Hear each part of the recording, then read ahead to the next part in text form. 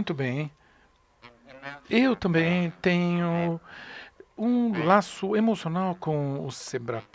E, em parte por causa da minha amiga Maria Hermínia.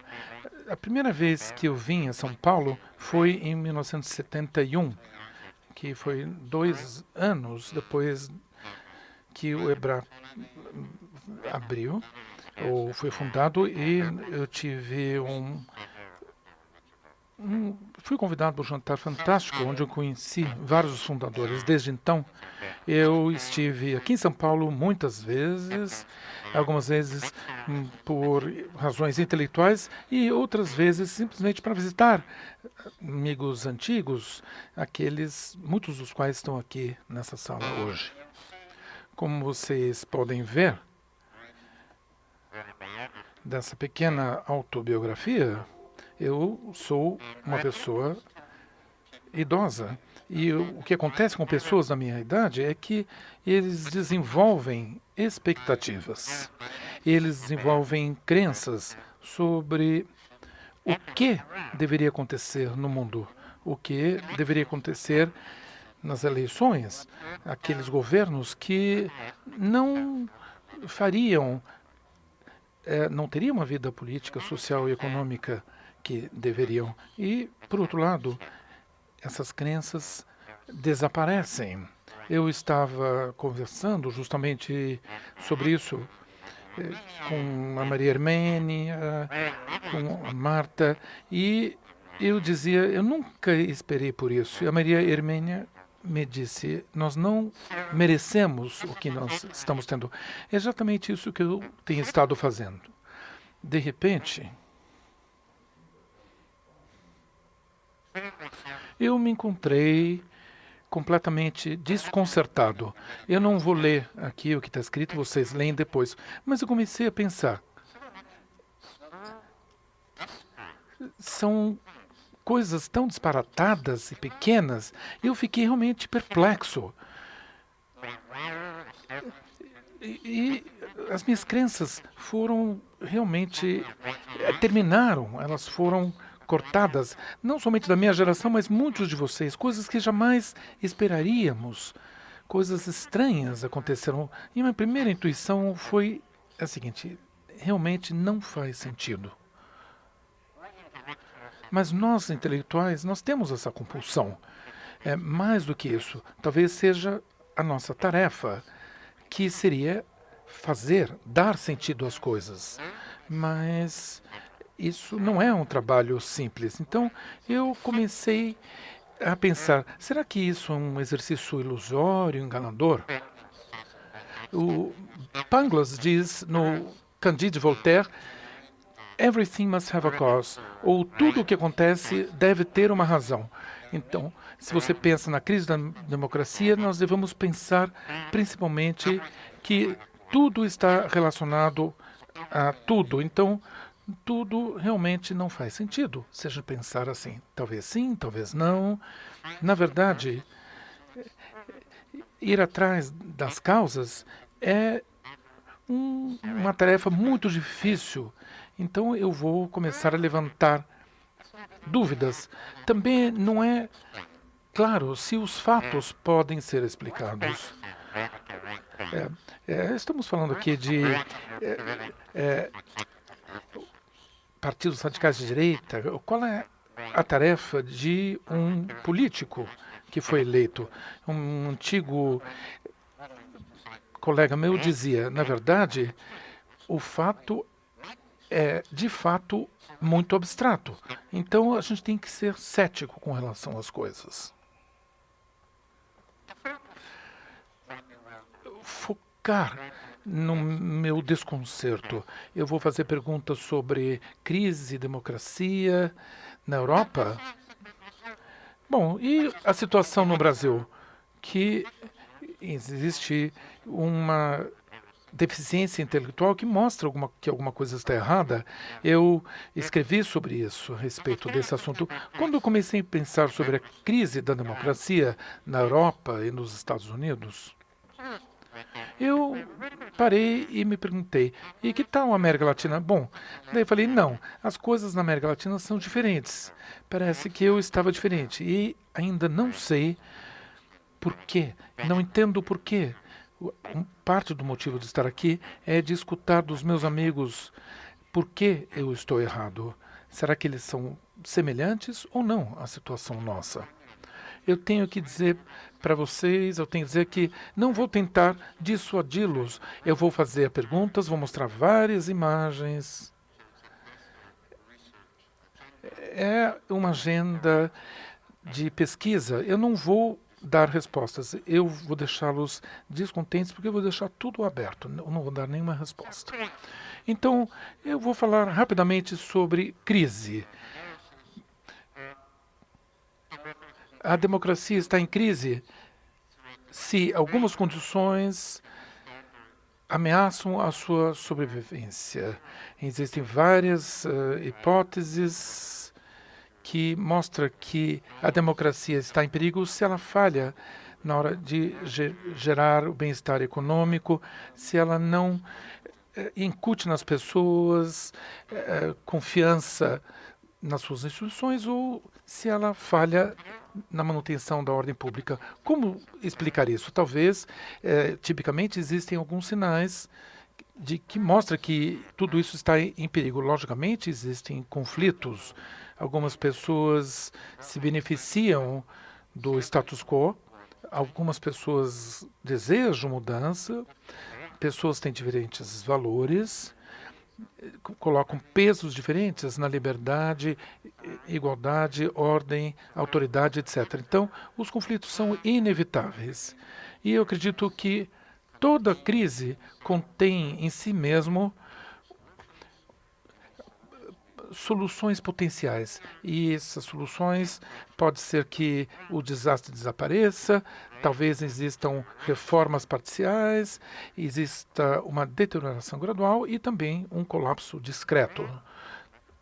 E o plano, eu posso dizer para vocês que eu fiz uma apresentação mais longa do que eu queria. Vou falar um pouco sobre a história da crise, também eu vou mergulhar um pouco sobre as nossas condições atuais, indicações de crises e talvez nas causas potenciais e assim mesmo vou falar sobre os sintomas. Depois eu vou colocar o presente no passado para especular, não mais do que isso, especular sobre o futuro.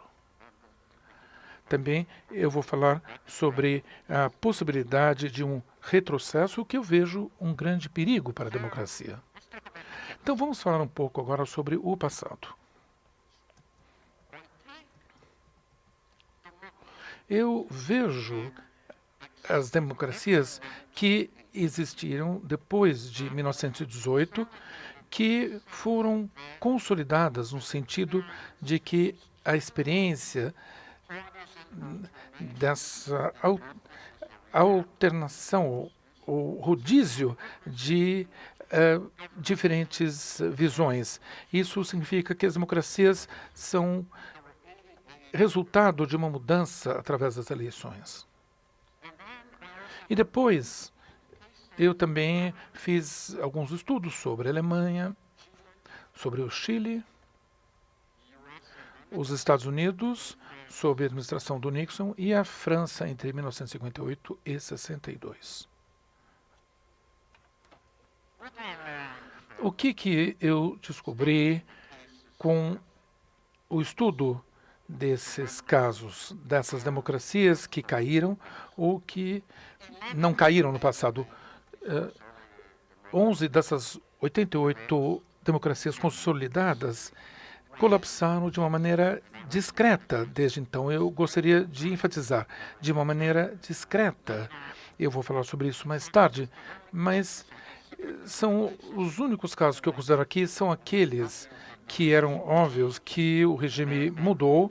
De fato, podemos especificar uma data, 31 de março de 1964, 11 de setembro de 1973, existem alguns eventos que marcaram essa mudança do regime de maneira abrupta. É isso que o material que eu tenho é baseado. O que eu aprendi? Uma das coisas que eu aprendi é que a história passada da democracia é importante. Eu tenho um trabalho que mostra que quanto mais alternação, rodízio existe numa democracia, alternando seria mudanças de partidos, resultado de diferentes governos. Então, quanto mais rodízio houve no passado, mais forte a democracia e mais difícil é o seu colapso. Coisas que são importantes. Por exemplo, desastres de diferentes tipos são importantes. Por exemplo, a renda é muito importante. Eu vou voltar a falar disso mais tarde. Países mais ricos, as democracias são menos prováveis de colapsar. Também a taxa de crescimento também tem a ver com aquelas que colapsaram e aquelas que sobreviveram. Também desigualdade é outra coisa importante.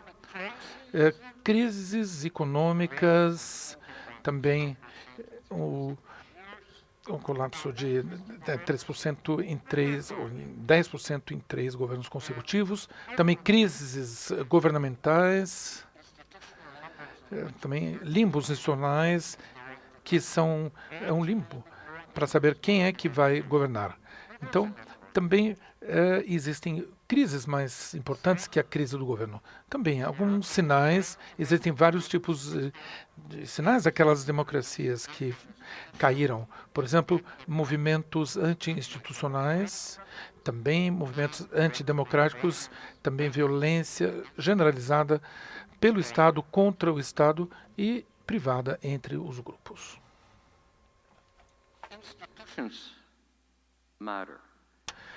As instituições são importantes. Parálise política, situações onde o governo não consegue governar, são extremamente perigosas, como Weimar, assim como o Chile, em 1973, onde houve um ponto onde não havia negociação do legislativo com o executivo. Mas o que eu também aprendi foi que as condições não determinam os resultados. Existem eventos que acontecem, mas eles não têm muito efeito. O que aconteceria, por exemplo, se os comunistas decidissem apoiar candidatos da esquerda na Alemanha em 1925? Talvez Hitler não seria presidente, ele não teria apontado ou nomeado Brunting, e isso acabou levando a Hitler, e essas coisas seriam diferentes. O que aconteceria em 1942 com relação à história da 1932, o colapso da democracia era inevitável, mas o advento do fascismo não era. Então, presumivelmente havia escolhas. Eu acho que a minha confusão é que podemos nos distanciar pouco desses momentos históricos. Eles são realmente importantes. Quem faz o quê, quando e por quê. Então, vamos falar um pouquinho sobre o presente e os sintomas da crise atual. O primeiro e mais importante para mim é que a erosão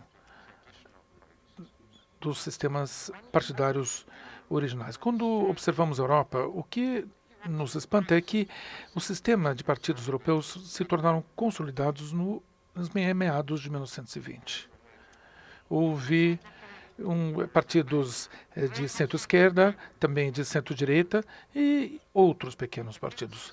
E aquele sistema persistiu durante muito tempo, como vocês viram. E depois começaram a cair. Novos partidos apareceram. Novos partidos, eu quero dizer, partidos que não recebiam 20% de total de votos. Antes de 1924, e depois passaram desse limite de 20% mais tarde. Vocês vão ver que entre 1924 e 1977, aconteceu em 1 a cada 7,6 anos. De 1978 até agora, 1 a cada 2,3 anos. Então, novos partidos entraram na arena de maneira muito mais rápida. O número de partidos efetivos aumentou de 3 em 1960 para 3,9 em 2014. A volatilidade eleitoral aumentou entre os partidos estabelecidos para os novos partidos. E agora estamos olhando o aparecimento dos nativistas, os partidos anti-institucionais e autoritários. E, finalmente, nós vemos um declínio da participação do eleitorado. O que nós vemos aqui é a proporção de partidos que eram os três que tinham mais votos por volta de 1924, que continuaram os que receberam mais votos durante muito tempo. Houve 2 que foi reduzido em 85, 90% caíram, porque novos partidos de esquerda entraram na força eleitoral, mas o sistema continuou em mais de 80%. 80% dos partidos que eram os líderes em 1924 continuaram sendo líderes em 1960 e até 1999, e de repente vocês estão vendo um colapso imediato. Ao mesmo tempo, nós vemos a subida de partidos da extrema-direita, incluindo a Europa Oriental e também países que eram membros da OCDE até os anos 2000. O que é curioso e realmente que causa espanto durante esse período é que o aparecimento de partidos da extrema-direita, o compartilhamento dessas ideias está associado com menos participação dos eleitores. O que eu mostro aqui é uma relação entre 10 países, entre a participação eleitoral e a participação de votos dos radicais. Quanto mais baixo a participação dos eleitores, a maior a participação dos partidos de direita. Então, o que isso diz é que a parte da direita, da extrema-direita, não significa as pessoas que não votaram, mas aquelas que votaram, em geral, mais de centro, votavam mais para o centro, saíram das eleições. E nós vemos isso na França de hoje, que existe muito absenteísmo. O problema é bastante debatido entre os cientistas políticos. Se isso aconteceu por causa dos 2 partidos principais se tornaram indistinguíveis. O Marval tem dados mostrando que os programas de 2 partidos se tornaram quase os mesmos, ou porque os partidos tradicionais se distanciaram dos votores ou dos votantes em outras dimensões. A segunda dimensão tem o argumento de Lipset, que dizia que a segunda dimensão é o autoritarismo. Podia haver democratas e autoritários de esquerda e de direita. O que se suspeita atualmente é que a segunda dimensão tem a ver com a imigração, xenofobia ou fatos culturais. O que seria independente da dimensão da esquerda. Eu estou falando em cada país. Existem grandes debates com relação a esse assunto. Um assunto que causa perplexidade é que 70% dos europeus dizem que a dimensão da esquerda é obsoleta e 90% dos europeus podem se posicionar à esquerda. Então, o que nós aprendemos das pesquisas é algo extraordinário, extraordinariamente claro. É relevante ser de esquerda ou direita? É relevante ou não é relevante? Mas, na verdade, eles se veem de um lado ou de outro.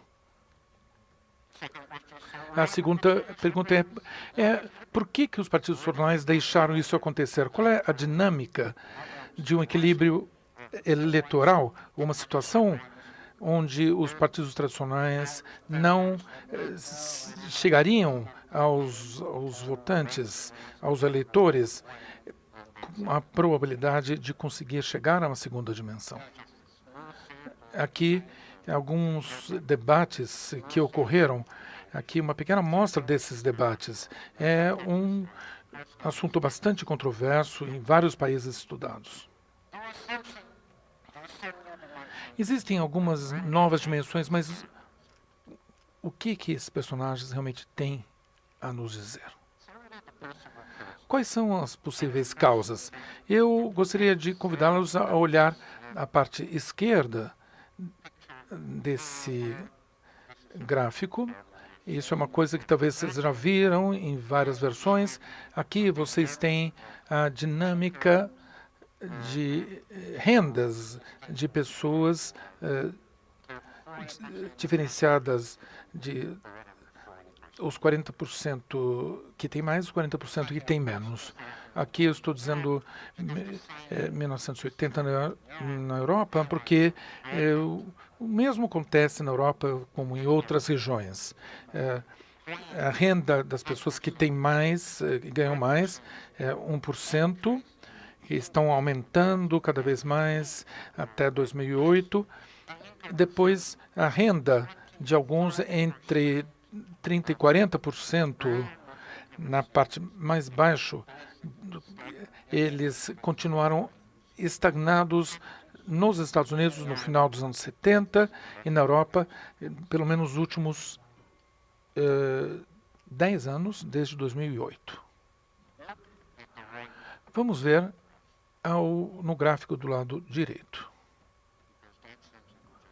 Porque isso é uma coisa que eu acredito que seja bastante profundo. O gráfico do lado direito mostra a proporção de pessoas de 30 anos que tinham condições melhores financeiras do que seus pais na idade de 30 anos. Como vocês veem, em 1970, 90% dos filhos de 30 anos tinham uma melhor condição financeira que seus pais. E agora chegamos a 50%. Aqui vemos as expectativas das pessoas. Como vocês podem ver, nos Estados Unidos, 50% daqueles que responderam, 60% acreditam que os seus filhos não estarão tão bem financeiramente como eles. Na Europa, chega a 64%. Na América Latina, é bastante mais baixo, como vocês podem imaginar. Vamos ver agora as causas. Eu vou passar um pouco mais rápido agora.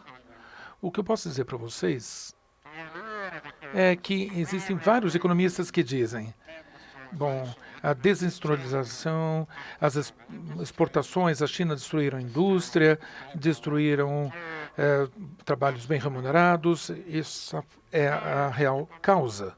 Mas existem outros economistas, como vocês sabem. Economistas são pessoas que sempre dizem de um lado e de outro lado. Sempre tem os dois lados. Então, sempre existe por outro lado. E acontece que quando a gente controla competição doméstica dizem que destrói a indústria, e daí a China desaparece. Se a gente começar a ver o equilíbrio, vamos ver os preços. Acontece que, nesse caso, a abertura econômica aumenta o bem-estar do que o faz decair. Então, onde estamos? Não sei. Muitas pessoas acreditam que a globalização causa desigualdade. Existe um livro muito bonito de Helpman, que ele mostra que isso não é verdade. Não sabemos de fato. Vamos deixar os economistas brigarem. Eu quero que vocês tenham em mente que existem vencedores e perdedores. Isso que eu posso dizer com certeza. Aqui nós podemos ver algo que é muito caro ao meu coração, eu gosto. Vocês podem ver aqui, essa é uma imagem da produtividade por trabalhador e salário por trabalhador. Isso em 1978. Antes de 78, nos Estados Unidos e também na Europa, os salários cresceram como a produtividade. Então, eles eram exatamente a mesma coisa, trabalho, produtividade. E o que aconteceu em 78? Aí houve assim uma ideia, algo se quebrou. E também isso aconteceu em países do leste europeu em 89. O que eu acho que aconteceu entre o final da década de 30 até o final da década de 70, que eu chamo de compromisso de classe. Os sindicatos e as organizações da classe trabalhadora, os partidos dos trabalhadores, aprenderam que eles não podiam abolir o capitalismo, tinham que viver o capitalismo e que o futuro dependia de uma moderação.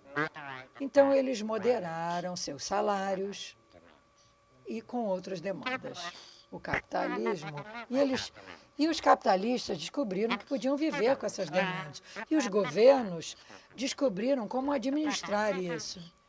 E aí, para proteger os salários, as rendas, e eu acho e penso que vemos aqui é um colapso desse compromisso que eu vejo com justamente dessa premeditação e ofensiva e um alto golpe da burguesia.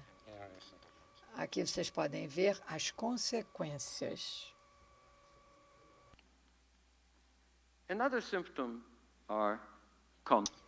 Então, agora podemos ver o outro lado do conflito. Eu quero dizer e fazer um ponto em particular.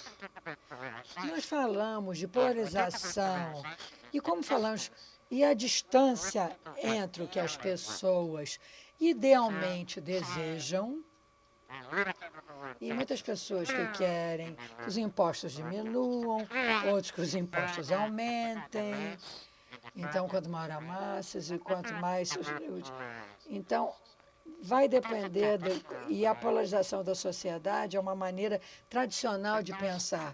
Mas há outro aspecto de polarização que é ignorado, que é como é que as pessoas que têm posições diferentes, como elas se veem e o que elas querem fazer umas com as outras.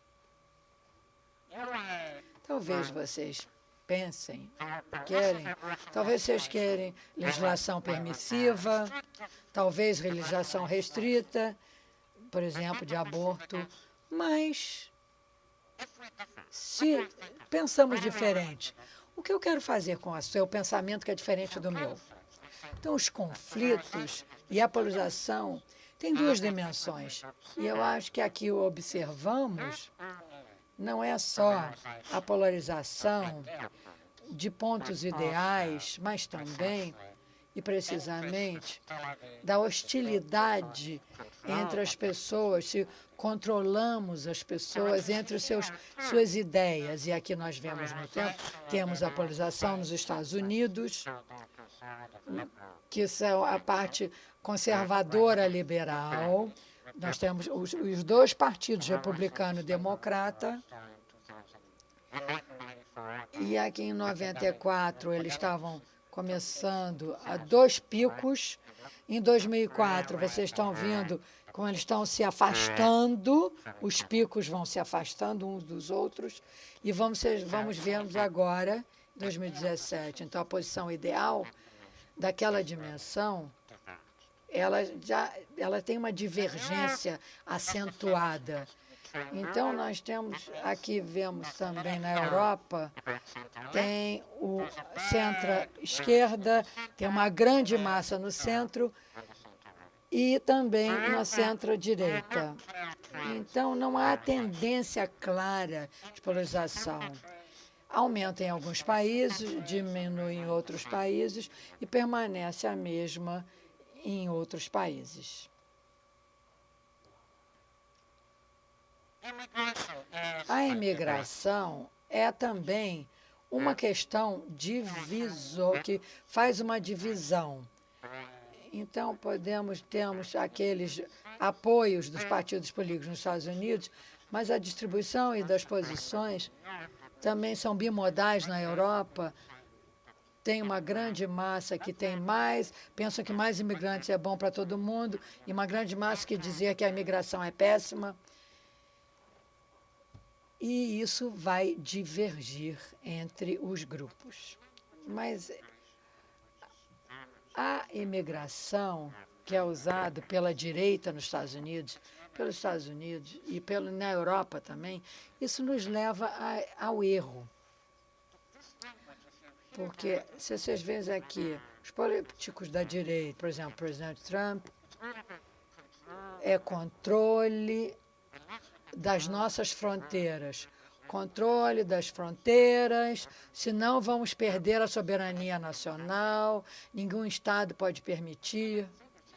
Eu não acho que é sobre o fluxo, mas eu acho que antes disso, do Trump chegar ao poder, havia mais mexicanos deixando os Estados Unidos do que entrando nos Estados Unidos.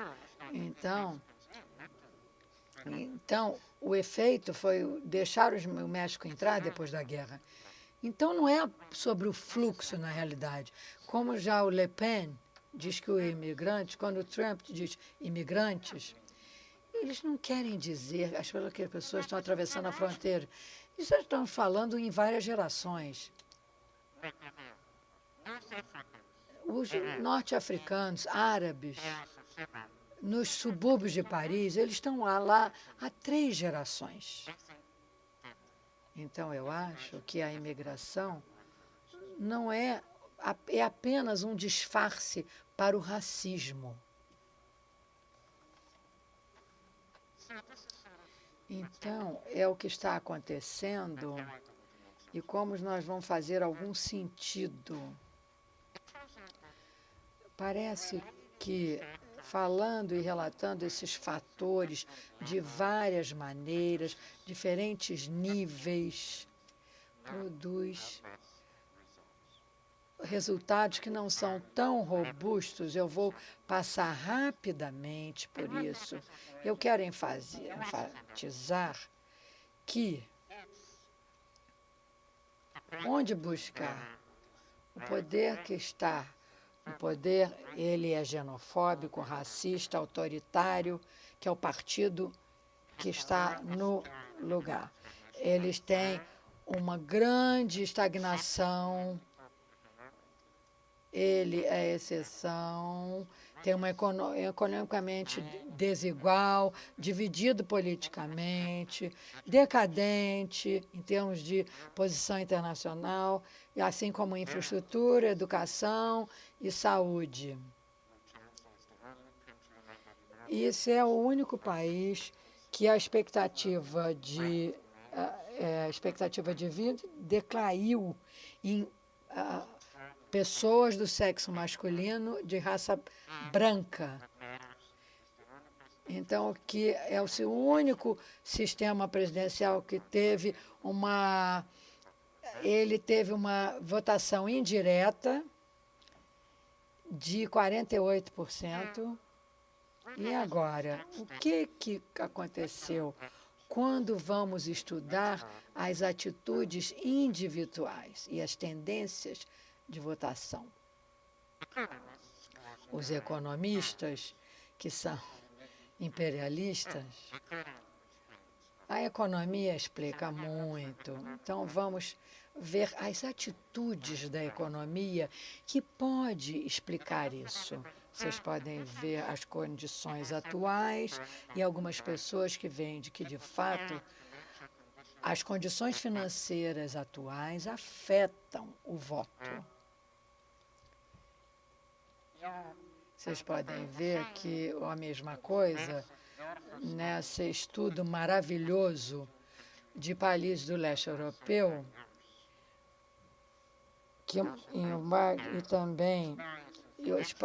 e também dificuldades financeiras. Não há outro estudo semelhante, e também moderado como esse estudo. E isso foi o impacto das condições econômicas. Algumas pensam que não são as situações econômicas, mas o medo que as pessoas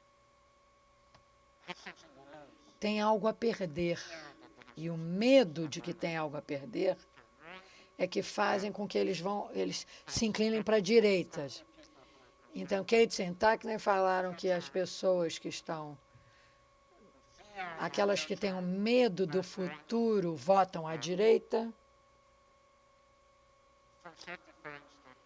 para aqueles que votam, são aqueles cujas ocupação, que sofreram de alto nível de desemprego e têm medo.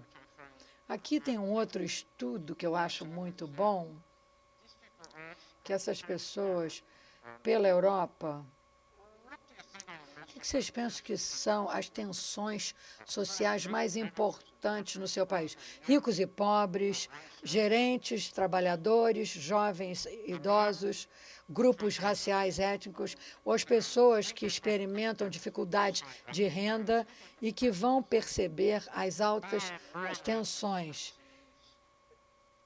sociais. Mas em que dimensões? Quando as pessoas estão sofrendo dificuldade de renda, em que dimensões elas vão sentir um aumento de tensão? Então, se a ideologia do Marx, ele diria que seria proprietários, trabalhadores, ricos e pobres, jovens e velhos, a ideologia racial e étnica, mas o que acontece é que eles perceberam que todas as 4 dimensões causam isso. Eles não sabem a quem culpar, na realidade. Então, é a imagem clara do que está acontecendo. Então, eles culpam todos. E falando do que estão contra, diz não. A economia não tem nada a ver com isso. Engelhardt falaram que, como vocês podem ver, a explicação é que ele diz que houve uma reação cultural, que é um clash cultural, uma reação cultural, que foi uma explicação. Então, é esse conflito que traz um impacto. Então, eu gostaria de dizer que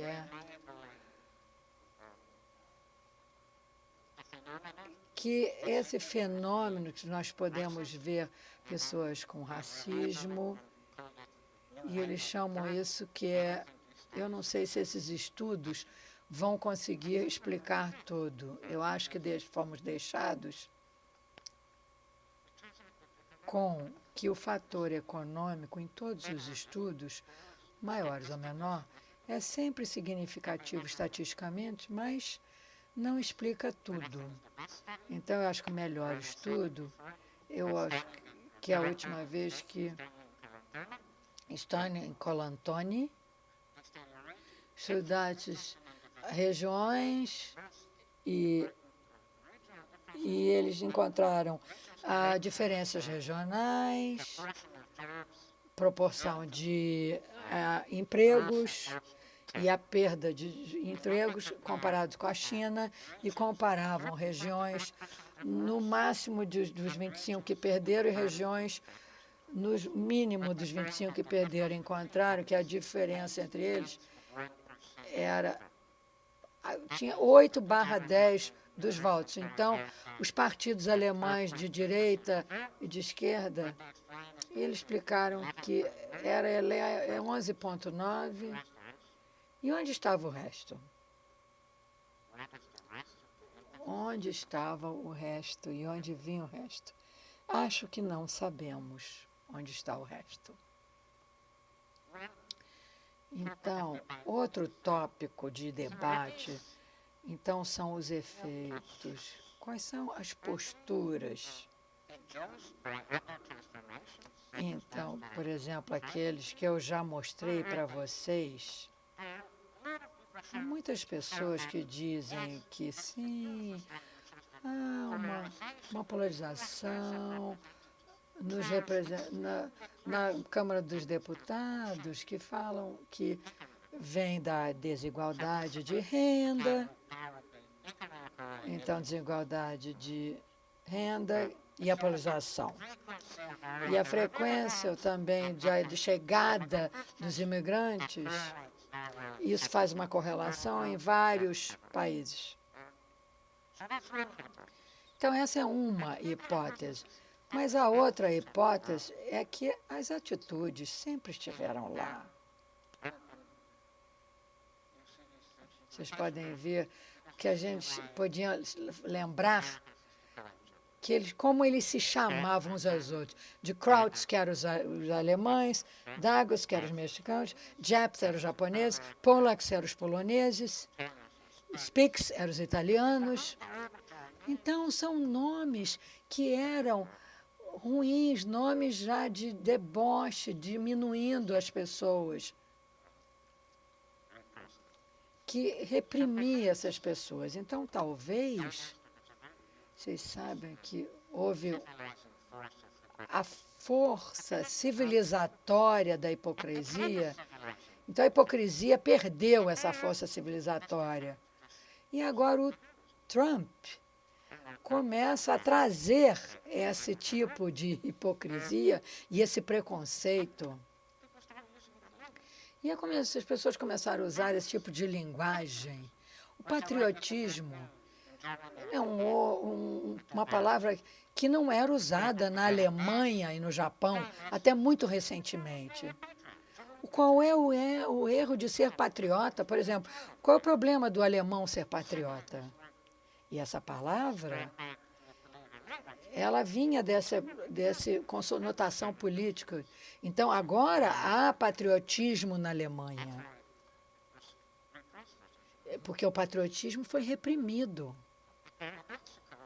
Paradoxalmente, o efeito paradoxo observado pela minha filha é que podemos observar isso nos Estados Unidos, que a eliminação de tabus pelo Trump na direita quebrou os tabus da esquerda.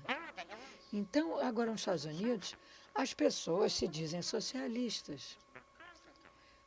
Isso remonta à época do macartismo. Então, eles se chamavam de socialistas. E eles advogam coisas que eles não diziam nos últimos 20, 30 anos. O único país que eu conheço que você podia ouvir falar o idioma social-democrático era os Estados Unidos. Então, onde que os tabus foram quebrados? Em ambos lados. Então, a conclusão é que não são fatores econômicos que tornam as pessoas xenófobas ou racistas. Eu não sei, na verdade, o que as torna isso. Existem padrões muito complexos que devemos estudar melhor. Padrões de interação entre as comunidades com diferentes composições são extremamente complexas. Uma das coisas que aprendemos deles é que as pessoas que se expõem a pessoas diferentes a elas aprendem a viver em paz. Aqueles mais racistas e xenófobos nos Estados Unidos e na França são pessoas que vivem em comunidades totalmente homogêneas, cercado por pessoas de outras raças e de outros credos.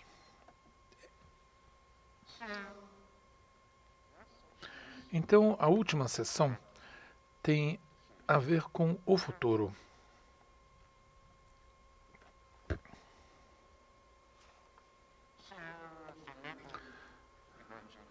O Fernando e eu observamos algum tempo atrás que a democracia sobrevive em sociedades ricas. Agora, a democracia caiu na Argentina, em Taiwan também. Se a gente calcular o paralelo da democracia com a riqueza, houve um colapso abrupto nos Estados Unidos devido às rendas. Isso nós vimos em 160 milhões de pessoas. Se a gente fizer no Brasil, também haverá em 100 mil pessoas. A taxa de renda é bastante alta no Brasil para fazer esse paralelo. Talvez a democracia cairia nos Estados Unidos devido às alternâncias passadas. Se eu fizer isso para o Brasil, talvez não seria zero, mas seria muito próximo ao zero. Se a gente observar essas estatísticas, não há motivo para preocupação.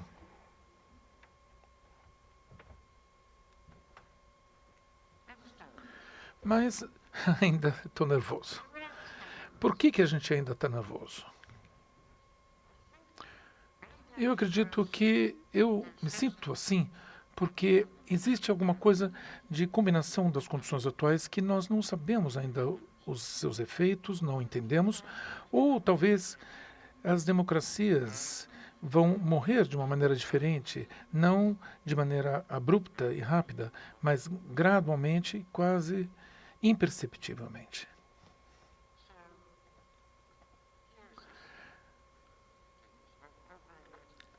Aqui nós vemos uma tabela que compara o passado e o presente. O que nós temos na coluna de sobrevivência são os meios dessas democracias que sobreviveram no passado entre 1890 e 1918, depois aquelas que caíram, e depois vimos aquelas que sobreviveram, tiveram uma taxa de crescimento maior, mais rendas, e antes e depois da redistribuição de renda. E depois, nas últimas duas colunas, nós vemos as condições de país que foram membros da OCDE no ano 2000, se excluiu o México e incluir os Estados Unidos. Agora, os Estados Unidos está maior nos países que sobreviveram. O crescimento econômico depois de 2008 foi muito fraco. A parte trabalhista é baixa, mas não tão baixa como outros países nos quais a democracia caiu. E também nós vemos a comparação também. Os Estados Unidos cai com relação à desigualdade muito mais do que a Europa. Então, vamos ver o que seja algo inédito, algo sem precedente, sem nenhum tipo de precedência. A estagnação de renda dos 50% mais baixos. Sim, eles sobreviveram 75 anos quase sem nenhuma mudança. E agora está colapsando. Eu estava tentando ver se essa estagnação econômica era alguma coisa sem precedentes. Não temos muitos dados para dos que tenham 50% que ganham menos. Nós não temos dados de destruição antes da Segunda Guerra Mundial. Nós temos para alguns países específicos, quando a gente começa a calcular, chegam à conclusão que, pelo menos nos últimos 100 anos, a estagnação dos de baixa renda não tem precedente.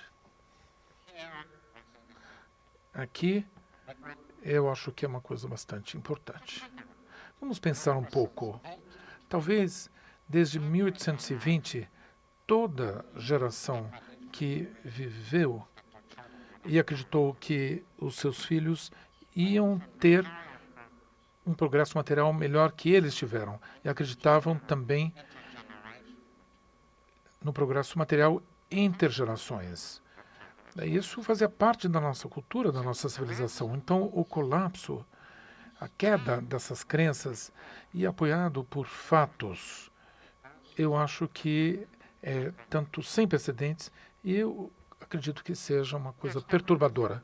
Com relação ao compromisso de classe, não vou repetir, simplesmente colapsou. Polarização, hostilidade, o Chile, 1973, mas não é tão perigoso assim.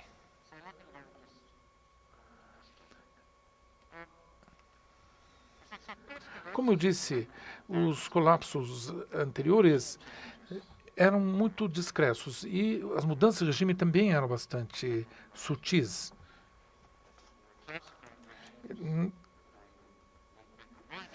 Alguns regimes de 1890 foram classificados como democracias. Essas são democracias e esses não eram democracias. Havia poucos casos que não poderíamos dizer se eram ou não democracias, porque a história não nos dava informação suficiente para esse critério. Botsuana, por exemplo, era um exemplo típico onde o mesmo país, o mesmo partido estava no poder durante 40 anos. Então, nesse caso, nós sabíamos que aquele não era um governo democrático. O que está acontecendo agora é que é difícil classificar alguns países. Se a gente observar a ciência política, os classificadores, vemos surgindo cada vez mais. Então, o que eles fizeram com a Venezuela? Não é diferente de outros países. Será que isso é uma democracia na Venezuela? A Turquia é uma democracia? Hungria? Eu acho que a Hungria talvez seja, mas está ali na corda bamba. Isso é algo novo. O número desses casos que tem algum tipo de eleições, observam o decoro democrático, aumentou bastante. E, consequentemente, as democracias não são tão claras. E por que não são claramente identificáveis? Porque aqueles fenômenos daqueles países que eu acabei de descrever e que nós estamos vendo nos Estados Unidos agora, é que podemos subverter a democracia de modo oculto. Nós podemos esconder a democracia, o uso de mecanismos legais que existem em regimes com credenciais democráticas favoráveis para utilizar com finalidades antidemocráticas. Destruir a democracia com o próprio sistema democrático. O que acontece, na verdade, é que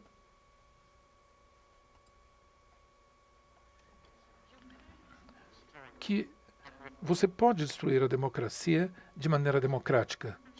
E é quase imperceptível.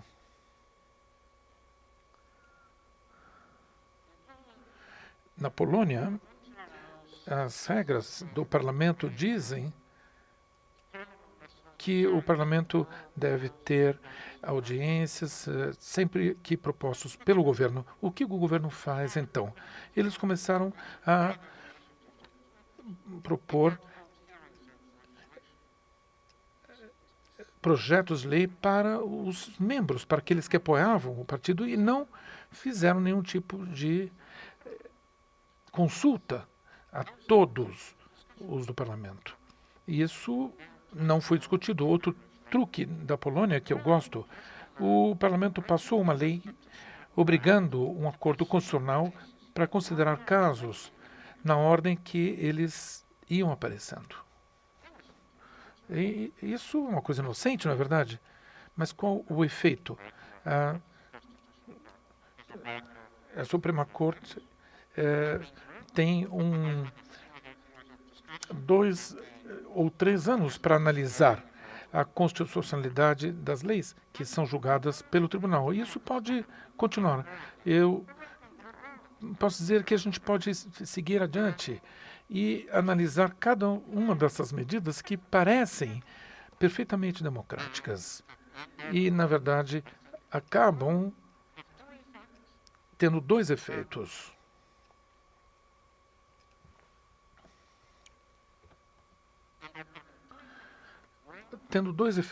O primeiro deles é que eles dão o poder ao governo a fazer o que quiser e também dão a possibilidade de fazer com que esses governos nunca sejam derrubados ou derrotados.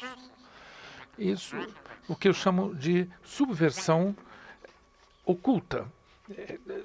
Tudo fica escondido. Isso põe um peso muito grande nos cidadãos. Vamos dizer, por exemplo, que o Slovak diz: as pessoas eles gostam de alguns políticos do governo, mas também eles gostam da democracia. Se eles realmente pudessem prever o que o governo está fazendo, será bom para eles a curto prazo, mas terá um processo acumulativo de destruir a democracia, eles não teriam apoiado esse governo. Mas o peso colocado nos cidadãos é gigantesco. É muito difícil descobrir se isso é constitucional ou não. É isso que os governos estão usando, uma linguagem democrática. Eu sou um democrata, tudo o que eu faço é em nome da democracia. Então as pessoas teriam que ver coisas que nem mesmo os cientistas políticos conseguem identificar. Por isso que eu acredito que esse otimismo original que começou com Montesquieu, depois passou para Wingast e depois Fearon, é aquele modelo no qual o governo ele quebra a Constituição. A Constituição é o ponto de resistência quando o governo rompe a Constituição, todos nós levantamos e levamos as armas e o governo é forçado a voltar atrás. Eu acho que isso não é mais verdade. Eu acho que não é mais verdade. Eu vejo poucas defesas das instituições. Eu vejo muito difícil mobilizar as pessoas contra esse tipo de governo de retrocesso. E aqui é minha última sessão. O que eu acho que vai acontecer? Eu vou dar um aviso para vocês. Um economista, Ken Boulding, disse uma vez que a única função da previsão econômica é fazer a astrologia se tornar respeitável.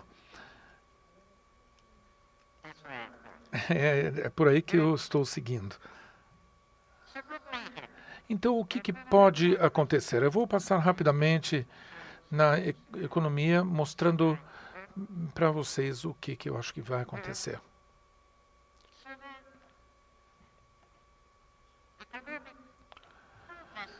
A esperança é que a situação econômica vai melhorar e essa crise vai desaparecer. Existem algumas indicações que talvez as coisas melhorem, mas quando a gente começar a olhar de maneira sistemática, parece que as coisas vão piorar. A automação é algo que está substituindo as pessoas em todo tipo de trabalho. No passado, acontecia que para cada posto de trabalho perdido para a automação, criava-se um novo posto de trabalho. Mas parece que hoje em dia essa a antiga automação que substituía músculos por máquinas, essa nova está substituindo cérebros por máquinas. E existe um estudo de McKinsey Global Institute que fala e prevê o crescimento de demanda de postos de trabalho por causa da automação. Existe uma grande transformação nessas economias, basicamente com relação a trabalhos de alta produtividade por menos produtividade, também aqueles que diziam que os trabalhos que vão sobreviver são aqueles menos pagos. Então existem muitas possibilidades.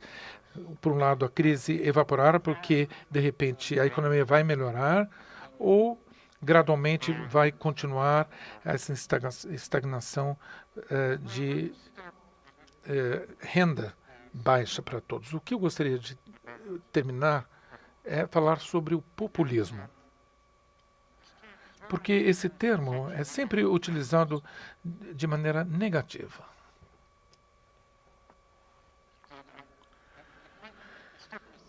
Porque ele me deixa perguntar.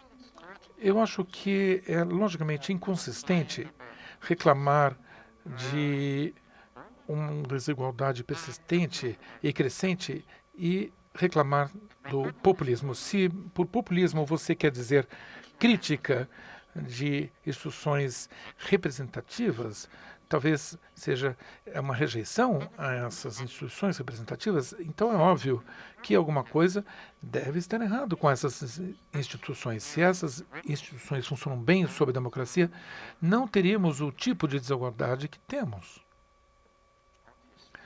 Obviamente, eles não representam todos. Eles não representam a todos da mesma maneira. Então, não acredito que devemos simplesmente descartar críticas populistas. Como vocês sabem, a agenda de reformas institucionais está acontecendo em toda a Europa.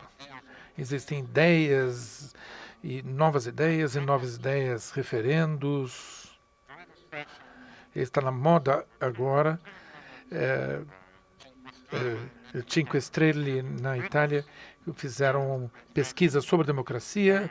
Na França vai ter 150 cidadãos eleitos aleatoriamente que vão discutir a legislação sobre meio ambiente, fazer recomendações. Também existem propostas na última eleição na França, de acordo com a qual se os votos brancos fizessem surgir algum governante, então esse governante não teria nenhum poder. Então existem várias coisas novas no horizonte. Algumas delas podem ser aceitáveis e outras não. Haverá também, com certeza, as pessoas escolhidas aleatoriamente para decidir, ou referendos, mas eu acho que isso não vai mudar o nosso sistema de representatividade. Eu acho que nós estamos realmente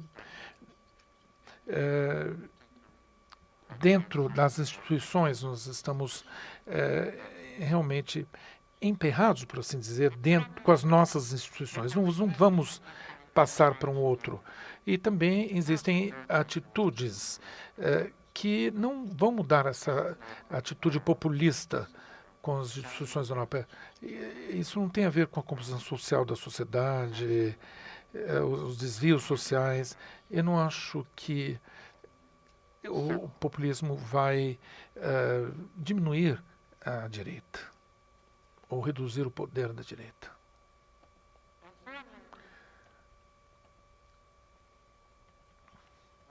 E, finalmente, o que eu vejo é que a situação política e cultural e social parece que tem raízes profundas sociais que acaba penetrando no tecido social. Vejam aqui nos Estados Unidos, 5% dos republicanos e 4% do Partido Democrático, eles não estariam muito felizes com os seus filhos, com a posição deles que eles estão.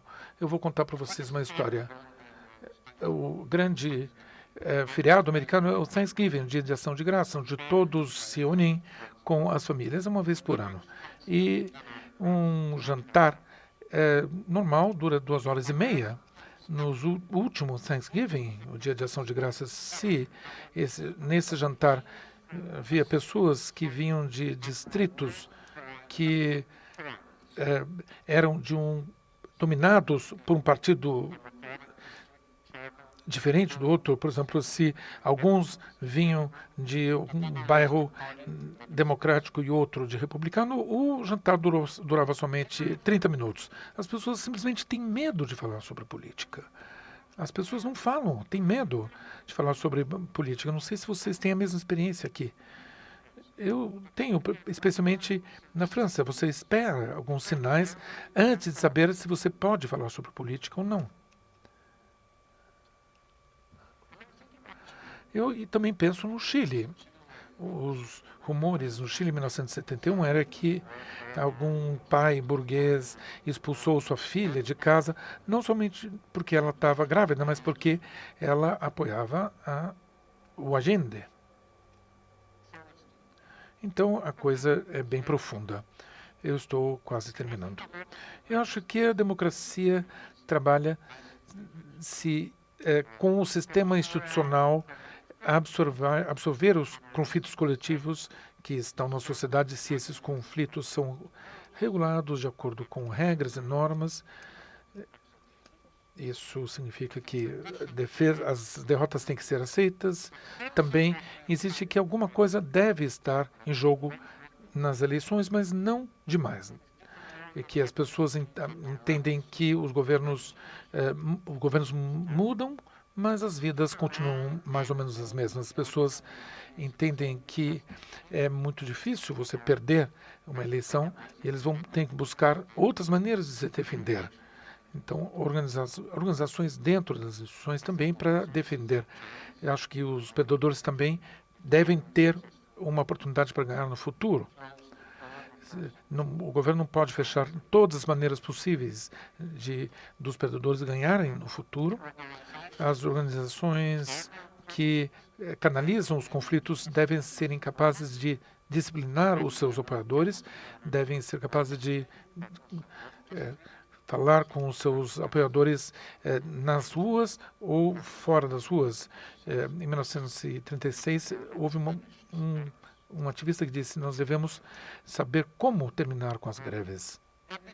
E entre as eleições, existe um trabalho muito interessante sobre Sebastian Sayegh, que acho que vai estar aqui a semana que vem, que dizia que as pessoas não aparecem nas ruas quando o governo governa, mas não ignora a oposição. Se o governo não consegue aprovar nenhuma legislação, você tem as pessoas ficam nervosas. Se o governo aprova todas as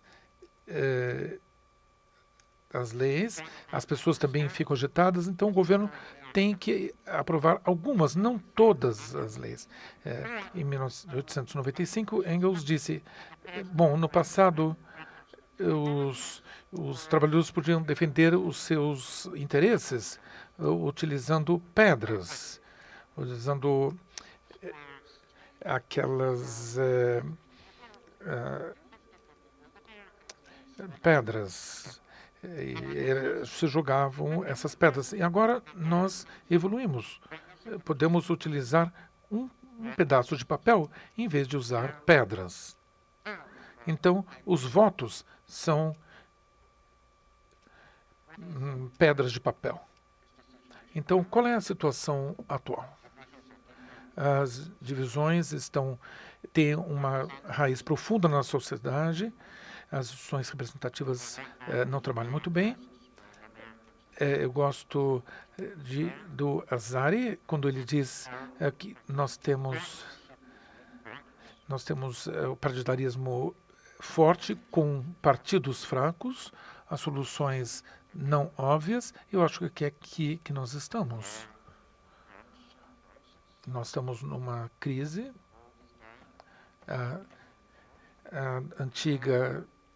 O antigo sistema está morrendo e a nova não consegue crescer. E nós estamos sentindo os sintomas desse crescimento. Então, existe um ditado polonês que diz que um pessimista é ruim, mas pior é um otimista mal informado. Então, eu deixo vocês com essa perspectiva. O que está acontecendo não é algo catastrófico. Eu não acredito que a democracia vai morrer abruptamente ou ser subvertiva, mas eu acho que a crise vai continuar, os tempos vão ficar difíceis e as soluções não estão próximas. Muito obrigado.